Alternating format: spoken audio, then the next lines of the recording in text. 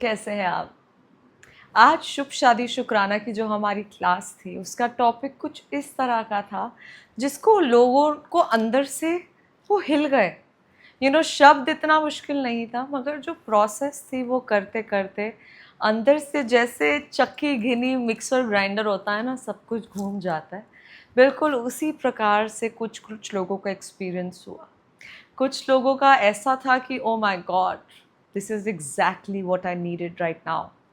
और कुछ का था, oh my god, I am having a whole turmoil of emotions, इसको कैसे डील करूं। बिल्कुल आज का टॉपिक है ही कुछ इस प्रकार का। आज के हमारा टॉपिक जो था वॉज अबाउट फॉरगिवनेस। बड़ा ही सिंपल सा शब्द है, थिंक अबाउट इट ना।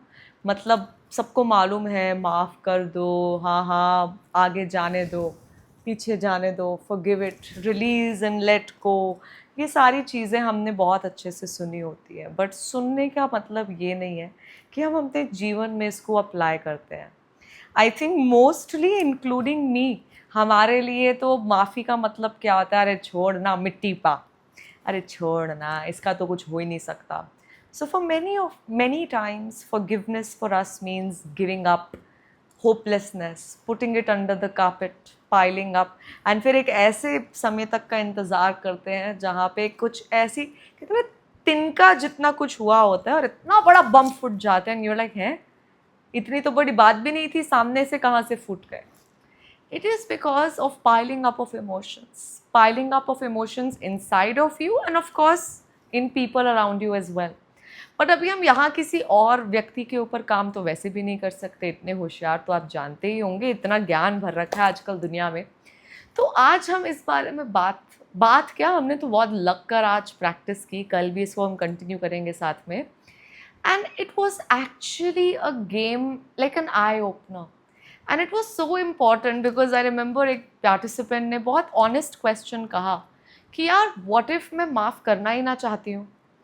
एंड पहले तो मुझे लगा अरे ऐसे क्यों, एंड देन आई रियलाइज्ड कि सही कह रही है। समटाइम्स क्या मेनी टाइम्स हमें इतनी आदत हो जाती है जीवन को इस प्रकार से जीने की कि हम भूल ही जाते हैं कि जो वो बोझ, वो भारीपन हमने होल्ड ऑन टू किया था वो एक्चुअल में नेचुरल नहीं है।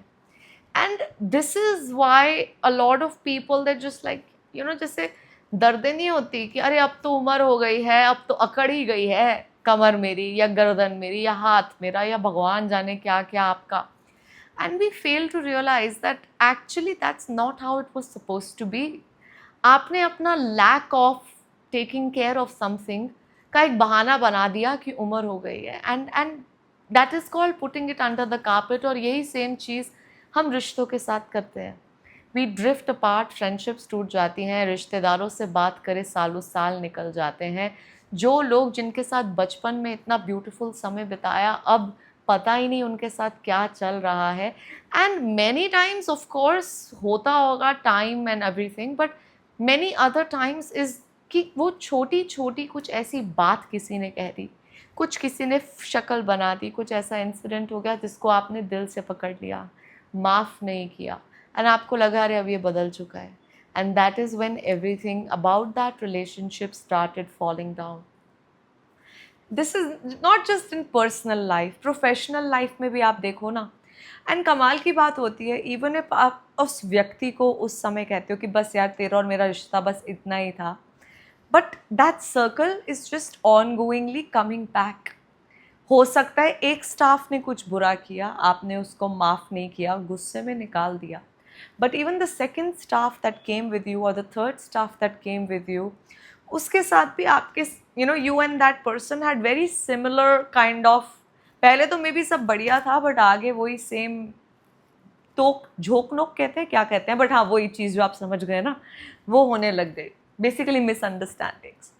सो why is it really important, think about it ना। हम जब फॉरगिव नहीं करते तो क्या करते हैं, हम अपने लिए पैर पे कुल्हाड़ी मार लेते हैं और एक फियरफुल से वर्ल्ड का निर्माण कर लेते हैं।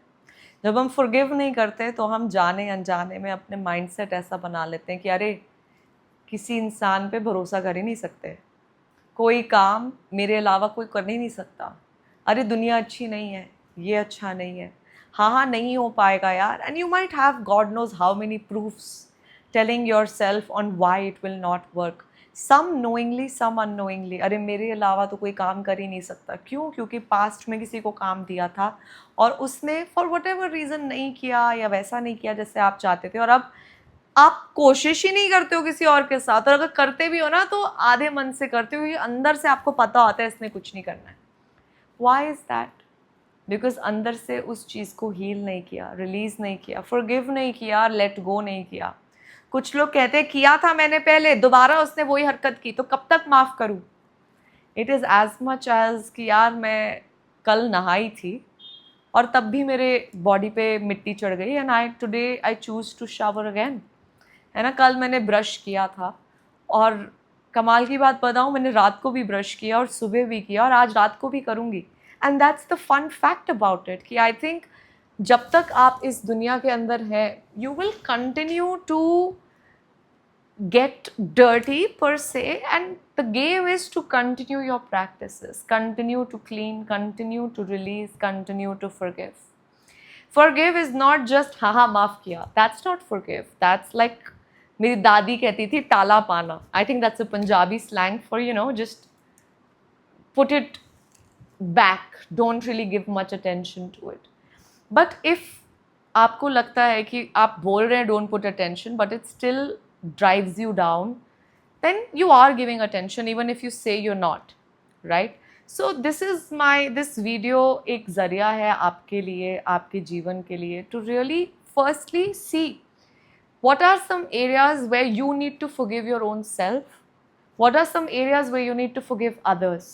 और अगर आप जानना चाहेंगे how to forgive, तो maybe we'll make another video. आज तो हमने 2 घंटे क्लास में सिर्फ इसी के ऊपर इन डिटेल काम किया, तो क्यों करना है ये भी आप सोचिए. आपको मज़ा आ रहा है क्या उस नेगेटिविटी को ऐसे होल्ड ऑन करने में? मज़ा आ रहा है तो कंटिन्यू करिए, कोई ज़रूरत नहीं है छोड़ने की. बट अगर आपको लगता है थोड़ा सफोकेटिंग हो जाता है, यार बस बहुत हो गया, I don't think I should do this, मैं अपने I am draining down my energy which is anyway limited in nature, man. What am I doing? Why am I focusing on things that I know don't deserve it, yet I am giving it.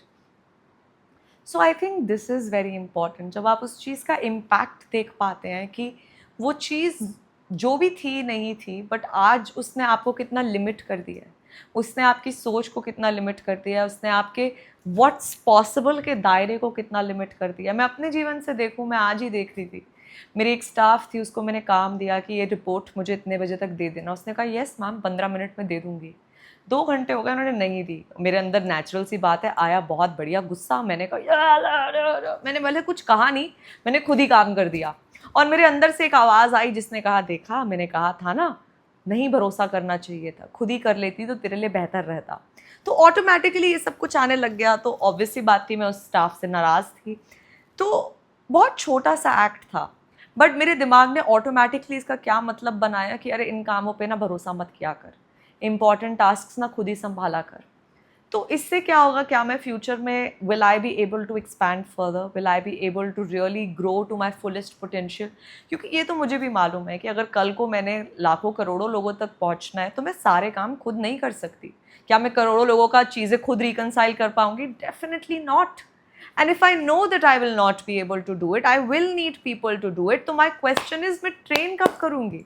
और अगर मुझे train करते वक्त अभी इतने उस पर भी अंदर से चिक चिक हो रही है, या घबराहट हो रही है, या लगता है नहीं हो पाएगा, तो how can I scale to my highest potential?